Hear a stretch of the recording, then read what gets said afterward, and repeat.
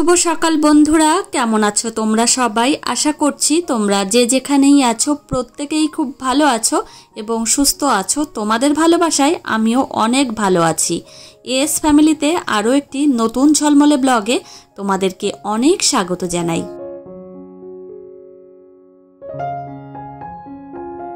আজ হলো মঙ্গলবার আর এখন ঘড়িতে সময় সকাল 8:45 বাজে। এদিকে ঠাকুর পুজো করে নিলাম। তো কি হয়েছে জানো তো, সকাল সকাল জামা কাপড়গুলো আগে ভাগেই ধুয়ে দিয়েছি, কেননা এখন বর্ষাকাল। এই জামা কাপড় নিয়ে এত পরিমাণে টানাটানি করতে হয়, প্রচণ্ড অসুবিধা হয়। আর ভেজা জামা কাপড় জানো তো এক জায়গায় আবার রেখে দিলে কেমন একটা গন্ধ হয়ে যায়। ওই জন্যই সকাল সকাল ধুয়ে দিই আর শুকিয়েও যায় তাড়াতাড়ি। অবশ্য এখন মাঝে মধ্যে বৃষ্টি হচ্ছে, মানে দিনে তো 3-4 বার করে বৃষ্টি আসছেই। আর ঘন ঘন করে জামা কাপড় তুলি, আবার যখন রোদের দেখা পাই তখন আবার মেলে দিই। তো এইভাবেই চলছে। তো যাই হোক, আজকে সকালবেলা আমার মামামের জন্য সুজি রান্না করছি।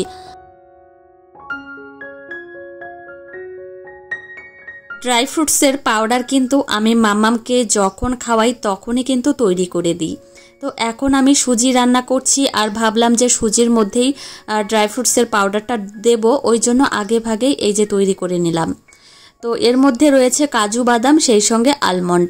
তো আমাকে একজন দিদিভাই জিজ্ঞাসা করেছিলে, দিদিভাই ড্রাই ফ্রুটসের পাউডার কিভাবে তৈরি করো? তো একদমই কিন্তু খুব সাধারণ ব্যাপার। আমি একটু শুকনো খোলায়, মানে একটা কড়াইতে শুকনো খোলায় ভেজে নিই হালকাভাবে। তারপর কিন্তু একটু ঠান্ডা হয়, তারপর মিক্সিতে আমি গুঁড়ো করে নিই। আমি কিন্তু আলাদাভাবে যে অনেকটা পরিমাণে গুঁড়ো করে ফ্রিজে রাখবো সেটা কিন্তু করি না। আমার যখন প্রয়োজন হয় আমি তখনই তৈরি করে নিই।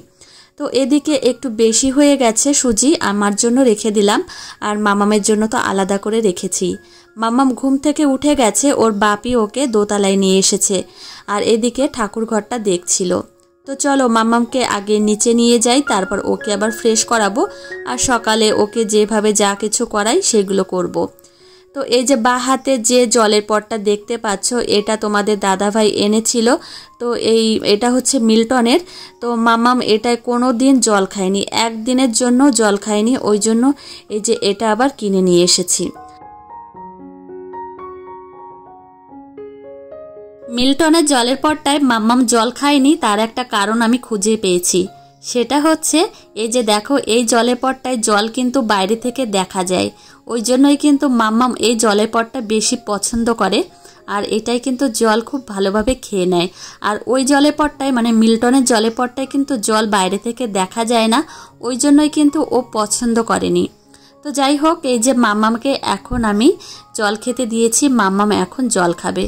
আর যে জিনিসে কৌতূহল যত বেশি সেই জিনিস কিন্তু বাচ্চারা বেশি পছন্দ করে, এটাই হচ্ছে ব্যাপার।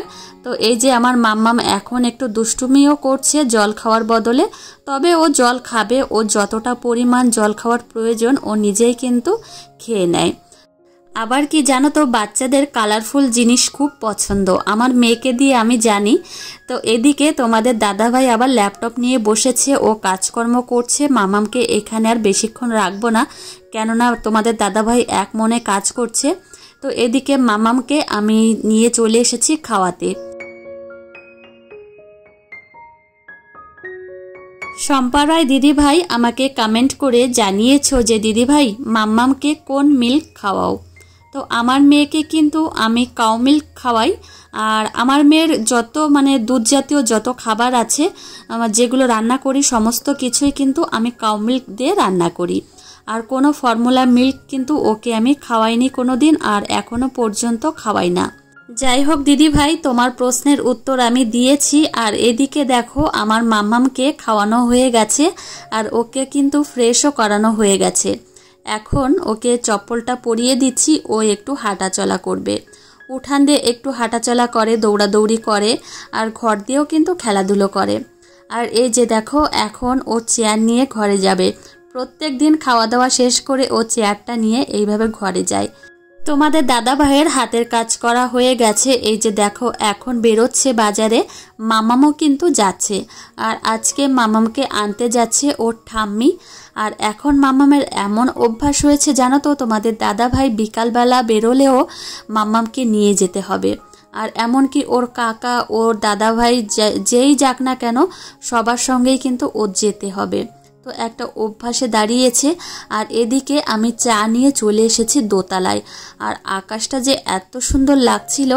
আর এখন জানো তো প্রত্যেক দিনই তোমাদের সঙ্গে আকাশটা একটু শেয়ার করছি আর এত সুন্দর লাগে, মানে মনে হচ্ছে একদম সুন্দরভাবে সাজিয়ে রেখেছে কেউ।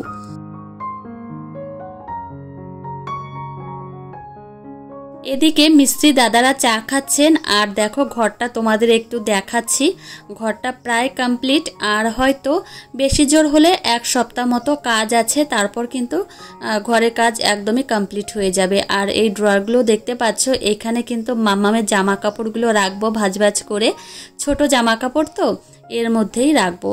চলো ঝটপট করে আবার নিচের তলায় যাই। আমার আবার এখানে বসে থাকলে আবার কাজ হবে না, আমাকে আবার মামাকে স্নান করাতে হবে, অনেক কাজ বাকি আছে। তো এদিকে ঘরটাও কিন্তু এখন আমি সুন্দরভাবে একটু গুছিয়ে পরিপাটি করে নেব। বিশেষ করে বিছানাটা তো গোছাবই। তো এদিকে বিছানাটা গুছিয়ে নিচ্ছি। আর মাম্মামকে কিন্তু নিচেই রেখেছি, মাম্মাম কিন্তু নিচে দাঁড়িয়ে রয়েছে। আগে এদিকে বিছানাটা গোছানো হয়ে গেল, এখন কিন্তু মাম্মামকে খাটের উপরে তুলবো। তো মাম্মামকে স্নান করাবো যেহেতু, ওই জন্য ওর জামা কাপড় ওর ক্রিম আর ডাইপারগুলো আগে ভাগেই আমি এই যে গুছিয়ে রাখছি। আর বিশেষ করে মাম্মামকে স্নানের আগেই কিন্তু আমি ওর জামা কাপড়গুলো এইভাবে গুছিয়ে রাখি। না হলে কি হয় জানো তো, ওই বাচ্চাদের স্নান করিয়ে নিয়ে আসলে তারপর ওই জামা কাপড় ক্রিম খোঁজো, এই করতে করতে অনেকটাই সময় লাগে। আর এই করতে করতে জানো তো বাচ্চাদের আবার ঠান্ডাও লেগে যেতে পারে। ওই জন্য আমি একদম ছোট্টবেলা থেকেই মাম্মামের জামা কাপড়গুলো স্নানের আগে এইভাবেই গুছিয়ে রাখি। তো এই যে আমার মাম্মামকে স্নান করাতে নিয়ে চলে এসেছি। আর এখন হঠাৎ করে আবার মেঘলা আকাশ হয়ে গেছে, কেমন একটা অন্ধকার হয়ে গেছে। তো মাম্মামকে এই যে দেখো স্নান করাচ্ছি, মানে এক জায়গায় সুস্থ থাকে না যে একটু চুপচাপ থাকবে আমি একটু স্নান করিয়ে দেব, মানে এরকম থাকে না। সত্যি মায়েদের যে কত ধৈর্য ছাড়া কিন্তু আমাদের এক পাও চলে না। এই যে দেখো তোমাদের আবার করে একটু আকাশটা দেখিয়ে দিলাম, কি দারুণ লাগছে দেখতে, তাই না? মনে হচ্ছে একদম তাকিয়েই থাকি। সত্যি প্রকৃতির সৌন্দর্যের সঙ্গে কিন্তু কোনো সৌন্দর্যই পাল্লা দিয়ে পারবে না। তো এদিকে মাম্মামকে আমি নিয়ে এসেছি ঘরে। আর এখন কিন্তু ওকে জামা প্যান্টও পরিয়ে দিয়েছি, ও এখন ঘুমোবে। মাম্মামকে দেখে অবশ্য বোঝা যাচ্ছে না যে মাম্মাম ঘুমোবে। তো এত পরিমাণে দৌড়াদৌড়ি করছে, ছোটাছুটি করছে। তো ওকে কিন্তু ঘুম না পাড়িয়ে আমি ছাড়বই না, ওকে ঘুম পাড়াবো, তারপর কিন্তু আমি ঘর থেকে যাব। তো এদিকে লাইটটা যতক্ষণ বন্ধ না করব মাম্মাম কিন্তু এইভাবেই তাকিয়ে থাকবে, দুষ্টুমি করবে। লাইটটা অফ করব, তারপর কিন্তু মাম্মাম ঘুমোবে। সত্যি কথা বলতে মায়েদের যে এত পরিমাণে ধৈর্য, আর এত ধৈর্য দিয়ে কিন্তু বাচ্চাকে একদম সকাল থেকে শুরু করে রাত পর্যন্ত যত্ন করে আর ওর আবদারগুলো মেটায়, মানে সব কিছুই করে। আর একজন বাবা কিন্তু এতটা ধৈর্য ধরে বাচ্চাকে রাখতেই পারবে না, মা যতটা পারে আর কি। এখন ঘড়িতে সময় দুপুর 1:30 বাজে। মাম্মাম ঘুম থেকে উঠে গেছে আর ওকে আমি দুপুরের খাবারটা খাওয়াবো। আজকে দুপুরে মাম্মামকে আমি ফুলকপি আর আলু আর ইলিশ মাছ দিয়ে একটা তরকারি খাওয়াবো, সেই সঙ্গে পেঁয়াজ ফোড়ন দিয়ে মুসুর ডাল খাওয়াবো। আর মাম্মামকে কিন্তু আমি ইলিশ মাছ খাওয়াই। আমাকে একজন দিদি ভাই কমেন্ট করে জানিয়েছিলে যে বাচ্চাদের ইলিশ মাছ আর চিংড়ি না দেওয়াই ভালো। তো আমার মনে হয় বাচ্চাদের যদি ইলিশ মাছ আর চিংড়ি খাইয়ে যদি ওদের অ্যালার্জির কোনো সমস্যা থাকে তাহলে না খাওয়ানোই ভালো। আর বিশেষ করে ইলিশ মাছে কিন্তু প্রচণ্ড কাঁটা থাকে, কাঁটার জন্যই কিন্তু অনেকে খাওয়ায় না। কিন্তু আমার মেয়েকে আমি খুব সুন্দরভাবে কাঁটা বেছে তারপর কিন্তু মাছটা খাওয়াই। আর ওকে কিন্তু ইলিশ মাছ খাইয়েও ওর কোনো অ্যালার্জির সমস্যা হয় না, ওই জন্যই কিন্তু আমি খাওয়াই। তোমাদের সঙ্গে কথা বলতে বলতে ভিডিওটা অনেকটাই এগিয়ে গেছে। যাই হোক, আজকে সন্ধ্যার সময় মাম্মামকে আমি ম্যাঙ্গো স্মুদি খাওয়াবো। তার জন্য এই যে তৈরি করা হয়ে গেছে। আর গার্নিশ করার জন্য আমি একটু মধু দিয়ে দিলাম। তো যাই হোক, এই খাবারটা কিন্তু মাম্মাম খুব ভালো খায়। আর এখন গিয়ে আমার মাম্মামকে খাওয়াবো। আর দেখতে কিন্তু বেশ সুন্দর হয়েছে। আর এটা কিন্তু আমি ল্যাংড়া আম দিয়ে করেছি। মাম্মামকে ম্যাঙ্গো স্মুদি খাওয়ানো হয়ে গেছে। আর শনিবার দিন বাজারে গেছিলাম, তো মাম্মামের জন্য 2টো জামা নিয়ে এসেছি। ভাবলাম তোমাদের একটু দেখাই কেমন হয়েছে। এদিকে দেখো একটা টপ তো হলুদ কালারের, তো মামামকে এখনো পর্যন্ত হলুদ কালারের জামা আমি পরাইনি। তো এর সঙ্গে এই যে দেখো একটা প্যান্ট, তো এটা হচ্ছে জিন্সের কাপড়ের, তো এত সফট, তো ওই জন্যই নিয়ে আসলাম। আর বেশিরভাগ কিন্তু মামামকে আমি স্কার্ট পরাই, কিন্তু স্কার্ট অনেক পরানো হয়ে গেছে, ভাবলাম এই টাইপের জামা নিয়ে যাই। তার সঙ্গে এই যে একটা নিয়ে এসেছি, এটা হচ্ছে ফ্রক, তো একদমই পাতলা আর কটনের, তো দড়ি বাঁধা, দেখেছো। এখন কিন্তু প্রত্যেক দিনই প্রচুর বৃষ্টি হচ্ছে, কিন্তু গরমের ভাবটা তেমনভাবে এখনও কমেনি। ওই জন্য মামামের জন্য এই কটনের একটা ফ্রক জামা নিয়ে এসেছি। তো মামাম পরবে, বাড়িতে পরবে না, হয়তো কোথাও গেল তখন পরবে। আর আমার শাশুড়িমার জন্য দুটো ব্লাউজ নিয়ে এসেছি, এই যে দেখো কটনের বাড়ি পরার জন্য, তো একটা খয়েরি কালার আর একটা সবুজ কালারের। আর আমার জন্য এনেছি দুটো ক্লিপ। তো এই হচ্ছে বাজারের কেনাকাটা। আর মামামের জন্য চুড়িও এনেছে তোমাদের দাদাভাই আজকে সন্ধ্যার সময়, তোমাদের সঙ্গে শেয়ার করলাম না, পরের একটা ভিডিওতে তোমাদের দেখাবো।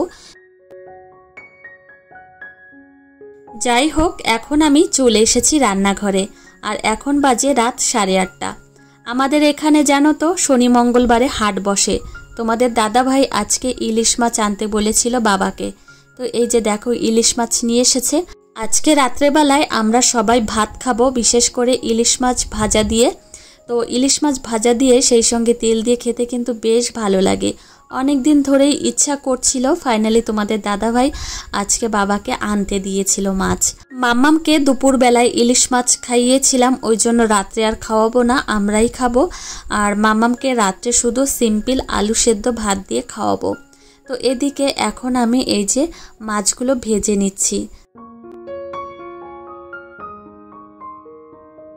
যাই বলো না কেন, ইলিশ মাছ ভাজা দিয়ে ভাত খেতে কিন্তু খুব ভালো লাগে। আর তেল হয়েছে কিনা বুঝতেই পারছি না, কেননা অনেকটা পরিমাণে তেল আমি কড়াইতে দিয়েছিলাম। তো এদিকে লঙ্কা ভেজে নিচ্ছি, আমি অবশ্য কাঁচা লঙ্কা দিয়ে খেতে পছন্দ করি। তো এদিকে দেখো মাছ ভাজা হয়ে গেছে আর রান্নাটাও কমপ্লিট হয়ে গেল। তো চলো বন্ধুরা, আজকের ব্লগটি এখানেই শেষ করছি। তোমাদের কেমন লাগলো অবশ্যই জানিও, ভালো লাগলে একটা লাইক কমেন্ট করতে ভুলো না। তোমাদের সঙ্গে দেখা হবে পরের ব্লগে। টাটা।